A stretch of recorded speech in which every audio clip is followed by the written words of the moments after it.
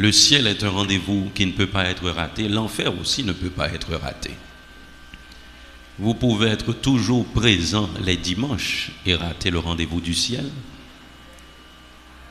Mais ces deux rendez-vous sont simultanés. Si vous ratez l'un, l'autre là quand même, ça c'est capital. Il vous faudrait penser à ça, pas vrai? Parce que la Bible nous dit très clairement, ce ne sont pas tous ceux qui disent Seigneur, Seigneur, qui entreront dans le royaume des cieux. Soignez votre relation avec Dieu, mes bien-aimés. Pas nécessairement votre présence à l'église, dans la grande assemblée, pas nécessairement votre apparence, votre façon de vous vêtir, qui est bon aussi. Pas nécessairement votre façon de chanter ou l'éloquence de vos prières ou de vos prédications, mais le fond de votre cœur. Le fond de votre cœur. Et nous vous invitons ce matin à découvrir quelque chose. Qu'est-ce que vous faites effectivement pour Dieu et non pour qu'on vous voie?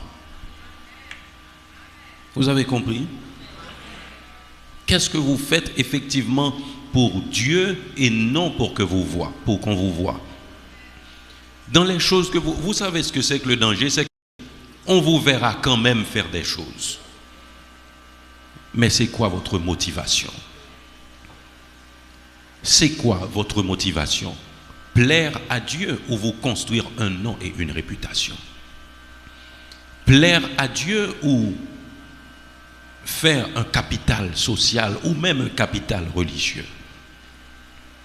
Cela arrive, mes bien-aimés. Des gens, je dirais, entre guillemets, zélés. Alors, zélés, c'est pour les hommes, parce que Dieu, lui, il voit le cœur. Les hommes vous voient en zèle, et Dieu vous regarde avec pitié, parce qu'il sait que vous travaillez avec orgueil, peut-être. Il sait que vous travaillez pour être vu, pour essayer de faire mieux que les autres. Mais bien aimé, ce n'est pas là l'objectif de l'enfant de Dieu. C'est la raison pour laquelle il y a des gens qui font moins pour Dieu, mais qui sont plus pour Dieu. Il y a des gens qui font moins pour Dieu, mais qui sont plus pour Dieu. Qu'est-ce que vous êtes pour Dieu aujourd'hui? C'est là la grande question. Je vous invite à y réfléchir, mes bien-aimés. Et en ce sens, il y aura beaucoup de surprises dans le ciel. Il y aura beaucoup de surprises, oui, dans le ciel. Parce que dans un regard humain, il est de ces personnes que vous vous dites peut-être, non, moun ça va pas là. Il est impossible qu'un tel ne soit pas là. Ça, c'est dans ce que vous voyez. Mais la réalité spirituelle, le rapport intime avec Dieu, le vrai chrétien est rare, mes bien-aimés. Notre souhait pour vous ce matin, c'est que vous fassiez partie d'une minorité. Que vous faites partie de cette minorité. Il y a beaucoup d'appelés, mais peu d'élus. Que vous soyez partie prenante de ces peu d'élus, mes bien-aimés. Autant dire que ce que vous faites soit motivé par la volonté de Dieu, par l'obéissance, par le souci d'une bonne relation avec Dieu. Certes, le souci de cette bonne relation avec Dieu va vous donner une bonne relation aussi avec les autres.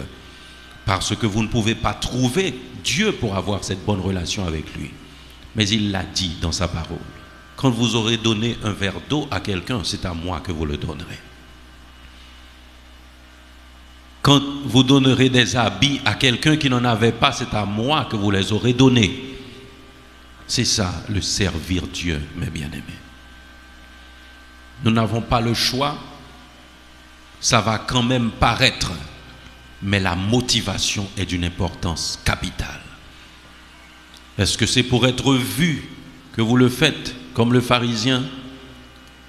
Ou en frappant votre poitrine, vous reconnaissez votre indignité devant Dieu en le servant?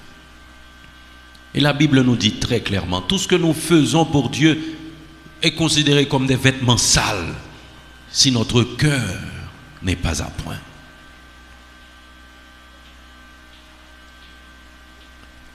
Merci Seigneur. Je ne sais pas pourquoi je me suis mis à raconter ça, mais Dieu sait. Il sait de quoi nous avons besoin. Parce que fort souvent, sans même nous en rendre compte, inconsciemment, nous nous enlisons dans quelque chose que nous ne voulons même pas. Nombreux sont ceux qui ont commencé à servir Dieu avec beaucoup d'humilité, mais qui se sont enflés d'orgueil parce qu'ils n'ont pas pu contrôler ce que Dieu leur a permis de réaliser. C'est vrai, mes bien-aimés, que vous ne soyez pas de ce nombre. Quel que soit ce que Dieu vous permet de réaliser, rappelez-vous, c'est lui qui opère tout en tous. C'est lui qui opère tout en tous. Je me rappelle cette illustration dans une assemblée un dimanche matin. Un pasteur venait de prêcher un vibrant message. Et puis après le message, il y a un jeune homme qui est venu pour faire la prière de repentance. Et le pasteur était content. Et puis il a dit au jeune homme devant la grande assemblée: quelle partie du message t'a particulièrement frappé pour que tu aies pris cette bonne décision? Et le jeune homme de répondre: pasteur, à vous dire franchement, je n'ai rien entendu de votre message ce matin. Depuis chez moi, je suis sorti, je me suis dit que je devrais trouver une assemblée pour faire la prière de repentance aujourd'hui, parce que Dieu m'avait déjà parlé. Mais bien aimé, quand vous voyez des gens se passer des ténèbres à l'admirable lumière de Dieu, Dieu se sert peut-être de vous, mais c'est lui seul qui peut convaincre de péché, de justice et de jugement. Nous sommes des outils entre les mains de Dieu. Et l'outil sans l'ouvrier ne vaut rien. Si vous voyez une machette, une roue, un râteau posé par terre sans un laboureur, est-ce que ces choses ont de la valeur? Non. Mais il faut celui qui peut les manœuvrer pour réaliser le travail. C'est là notre position par rapport à Dieu, mes bien-aimés. Nous sommes des outils et quand il nous tient, il se sert de nous. Autant ne pas nous enorgueillir, mes bien-aimés. Autant nous rappeler que nous dépendons de Dieu. S'il nous laisse tomber, nous ne sommes utiles à rien du tout. C'est la raison pour laquelle nous devons faire le travail de Dieu avec beaucoup d'humilité.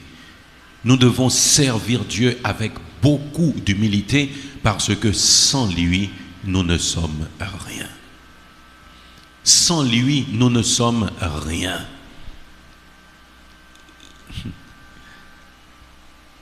J'ai souvent rencontré des gens qui aiment le temple de Mahalalel.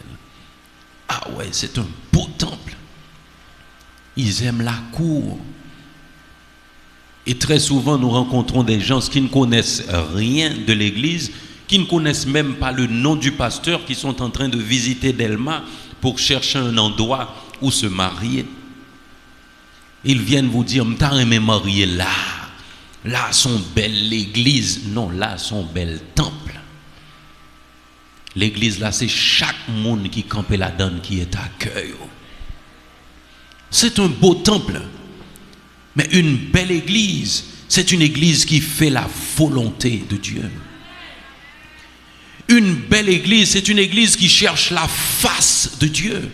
Il y a une différence, mes bien-aimés, entre servir Dieu et chercher la face de Dieu. Quand on trouve la face de Dieu, on reflète aussi la gloire de Dieu. Moïse a dit à Dieu, je voudrais voir ta face. Je voudrais voir ta face. Il avait tellement une relation intime avec Dieu. Il dit, mais pourquoi Moïse, si tu vois ma face, tu ne peux pas vivre? Vous savez qu'il a préféré mourir après avoir vu la face de Dieu.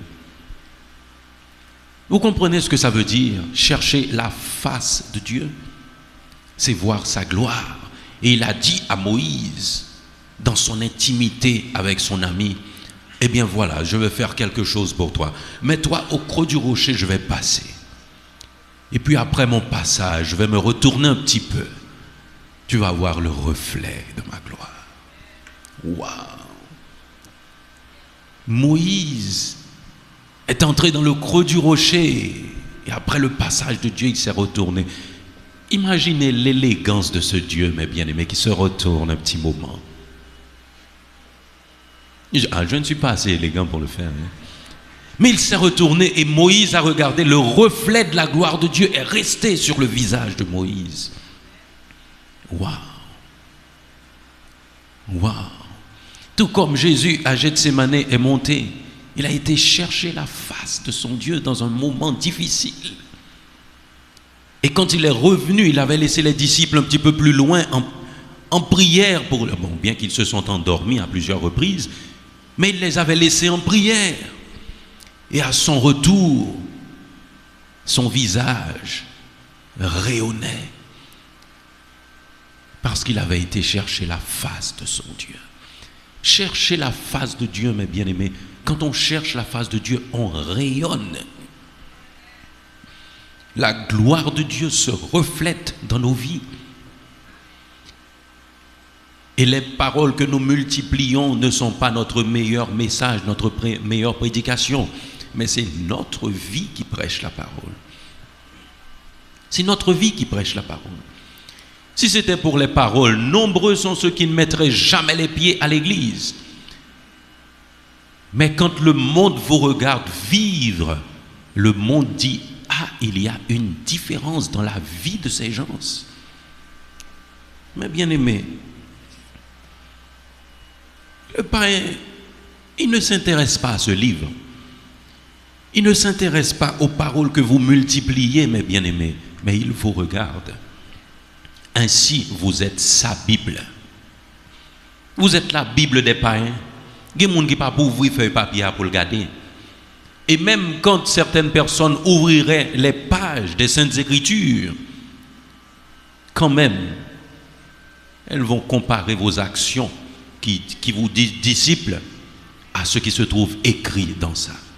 Autant dire, mes bien-aimés, votre souci est de ressembler à Dieu. Votre souci est de ressembler à Dieu. Et ce que je vais vous dire est très fort ce matin. Je ne vais pas vous garder longtemps, c'est pour finir que je vous dis ça. Quand on vous dit ressembler à Dieu, c'est presque disparaître. Ah, il n'est pas invisible, notre Dieu? Il est esprit. Ressembler à Dieu, c'est presque disparaître. Vous faites tout, mais on ne vous voit pas. Vous faites tout, mais on ne vous voit pas.